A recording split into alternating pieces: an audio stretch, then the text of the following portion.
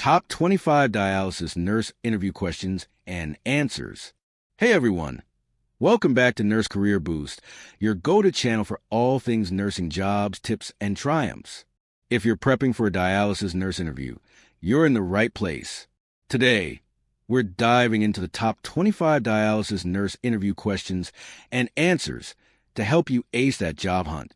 These are curated from real interviews, with sample answers around 70 words each to keep things concise yet powerful. Whether you're a newbie or seasoned pro, let's get you confident and ready to shine. Stick around till the end for some final tips. 1. Tell me about yourself and your nursing background.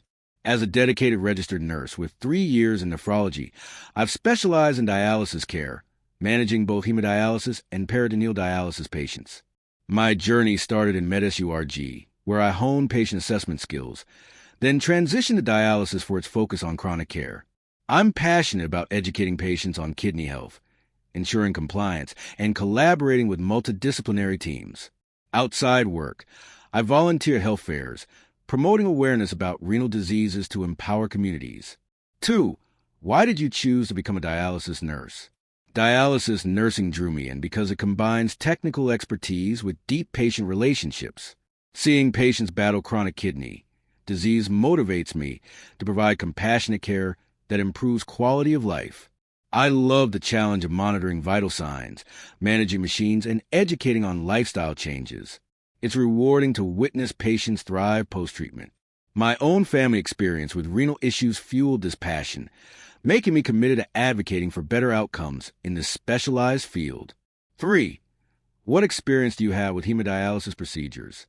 I've conducted over 500 hemodialysis sessions in a busy outpatient clinic, from cannulation to monitoring ultrafiltration. I'm proficient in AV fistula and graft access, adjusting dialysate based on lab results, and troubleshooting alarms like air detection or pressure issues. Patient safety is key. I always verify orders, assess for complications like hypotension, and document thoroughly. This hands-on experience has sharpened my ability to deliver efficient, empathetic care in fast-paced environments. 4. How do you handle emergencies during dialysis treatment? In emergencies like hypotension or clotting, I stay calm, assess ABCs first: airway, breathing, circulation. For example, I'd administer saline, adjust ultrafiltration rate, or stop the machine if needed, while alerting the physician. I've managed anaphylactic reactions by giving epinephrine per protocol and ensuring rapid response teams are involved. Post-incident, I debrief with the team to prevent recurrences, emphasizing quick thinking and adherence to ACLS guidelines for optimal patient outcomes. 5. Describe your approach to patient education in dialysis. Patient education is crucial for compliance, so I tailor to individual needs using simple language and visuals. For new patients, I explain the dialysis process, dietary restrictions like low potassium, and self-care for access sites. I use teach-back methods to confirm understanding and provide resources like pamphlets or apps. Follow-ups reinforce topics, addressing barriers like language or literacy, empowering patients to manage their condition actively and reduce hospital readmissions. 6. How do you ensure infection control in a dialysis unit? Infection control is non-negotiable. I follow CDC guidelines strictly, wearing PPE, hand hygiene before and after contact, and sterilizing equipment. I monitor for signs of infection at access sites, educating patients on hygiene. Regular audits of water quality and machine disinfection are routine. During outbreaks, I implement isolation protocols.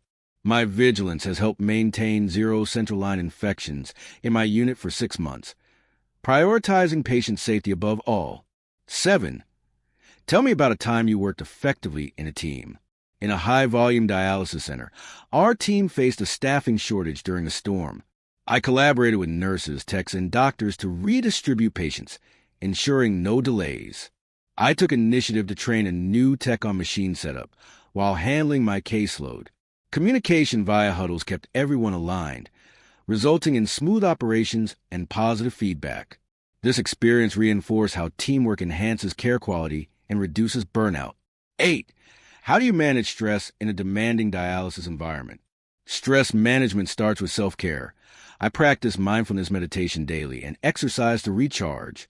On shift, I prioritize tasks using checklists, delegate when appropriate, and take short breaks.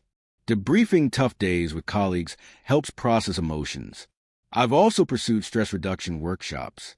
By maintaining work-life balance, like family time, I stay resilient, ensuring I deliver focused, compassionate care without compromising my well-being or patient safety. 9. What knowledge do you have of common dialysis medications? I'm well-versed in meds like erythropoietin for anemia, heparin for anticoagulation during sessions, and phosphate binders like sevelamer. I monitor for side effects, such as hypertension from EPO or bleeding from heparin, adjusting doses per labs. For calcimimetics like cinacalcet, I educate on GI upset.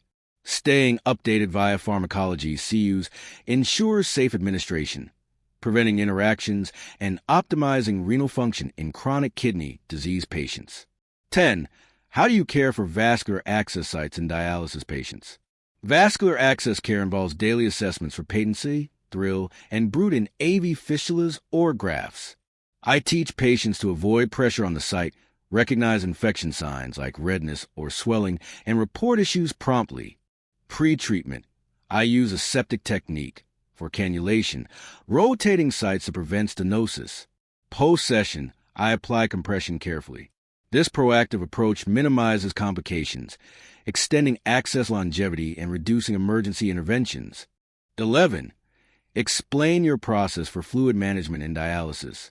Fluid management begins with pre-dialysis weight checks and calculating target removal based on interdialytic gain.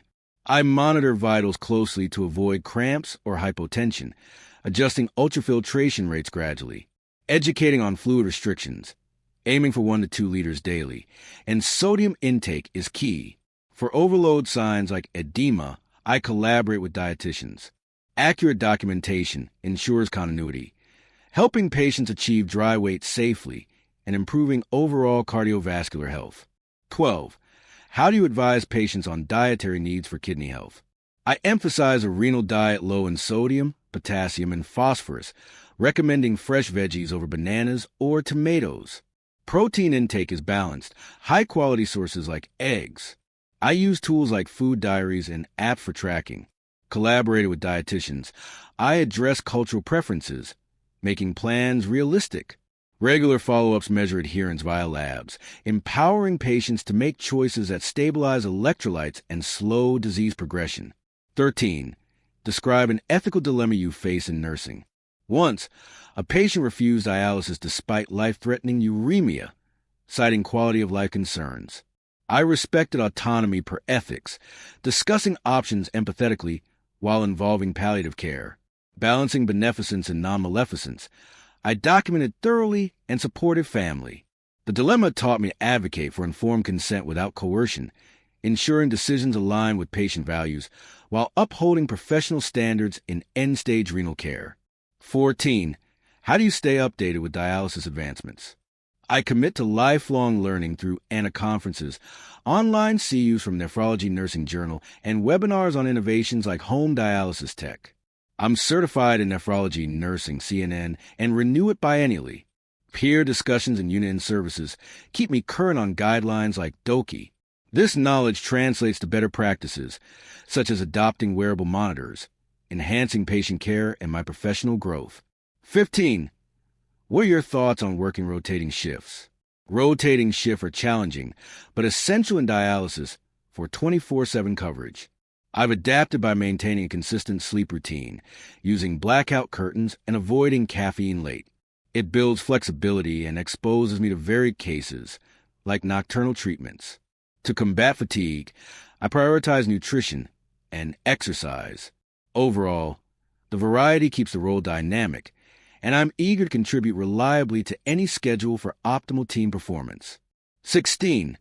How do you perform patient assessments before dialysis? Pre-dialysis assessments include vital signs, weight edema checks, and lab reviews for electrolytes and BUN/creatinine. I auscultate lungs for fluid overload and inspect access sites, asking about symptoms like fatigue or nausea guides adjustments. Mental health screening catches depression common in CKD. This holistic approach identifies risks early, customizing treatment plans to prevent complications and ensure a safe, effective session. 17. What steps do you take when troubleshooting dialysis machines? When alarms sound, I systematically check. For air in lines, I purge bubbles. Pressure issues prompt access evaluation or filter changes. I verify connections and recalibrate if needed, following manufacturer protocols. If unresolved, I tag the machine out and switch patients safely. Documentation and biomed reporting prevent recurrences. My training in Fresenius and Baxter systems ensures quick resolutions, minimizing downtime and maintaining treatment continuity. 18. Why is accurate documentation important in dialysis nursing? Accurate documentation tracks treatment parameters, vital trends, and interventions, ensuring legal protection and care continuity. It facilitates billing, quality audits, and research. For instance, noting fluid removal prevents errors in future sessions. I use EMR systems like Epic for real-time entries, reducing mistakes. This practice supports multidisciplinary communication, identifies patterns like recurrent hypotension, and ultimately enhances patient safety and outcomes in chronic care. 19. How do you promote cultural competence in patient care? Cultural competence means respecting diverse backgrounds. I ask about beliefs affecting care, like dietary taboos in renal diets, using interpreters for non-English speakers, and incorporating family in decisions builds trust. I've completed diversity training to avoid biases. For example, adapting education for religious fasting ensures compliance. This approach fosters inclusive environments, improving adherence and satisfaction in multicultural dialysis populations. 20. Discuss your experience with end-of-life discussions in dialysis. In end-of-life scenarios, I facilitated compassionate conversations, explaining withdrawal options when dialysis burdens outweigh benefits. Collaborating with hospice, I focus on symptom management like pain or dyspnea. Supporting families emotionally, I use advanced directives to honor wishes. One case involved transitioning a frail patient to comfort care, providing dignity. These experiences underscore empathy, clear communication, and ethical sensitivity in navigating terminal renal failure. 21. How have you contributed to quality improvement in your unit? I led a QI project reducing infection rates by implementing a standardized access care protocol, training staff via simulations. Data collection showed a 20% drop in incidents over 6 months. I analyzed root causes using PDSA cycles and presented findings at meetings. Encouraging feedback loops foster a culture of continuous improvement, aligning with Joint Commission standards and elevating overall dialysis care quality. 22. Describe a leadership role you've taken as a nurse. As charge nurse, I oversaw shifts, assigning patients based on acuity and staff strengths, ensuring efficient workflows. During a code, I directed the team calmly, delegating tasks while coordinating with MDs. I mentored new hires on dialysis specifics, boosting retention. This role honed my decision-making and communication, contributing to a cohesive unit that consistently met performance metrics and patient satisfaction goals. 23. How do you resolve conflicts with colleagues or patients? Conflicts are resolved through active listening and empathy. For a colleague disagreement on patient priority, I discuss privately, finding common ground via evidence-based rationale. With patients upset about wait times, I acknowledge feelings, explain delays, and offer solutions like rescheduling. Follow-up prevents escalation. Training in de-escalation techniques has helped me maintain positive relationships, fostering a supportive environment in high-stress dialysis settings. 24. Where do you see your career in 5 years? In 5 years, I envision advancing to a nephrology nurse practitioner role, focusing on holistic CKD management. I'll pursue an MSN while gaining leadership experience, perhaps as a unit educator. Contributing to research on home dialysis innovations excites me. Ultimately, I aim to mentor others, improving access to quality renal care and advocating for policy changes to support underserved populations in this evolving field. 25. Do you have any questions for us? Yes, I'd ask about unit-specific challenges, like patient volume or tech adoption, to understand how I can contribute.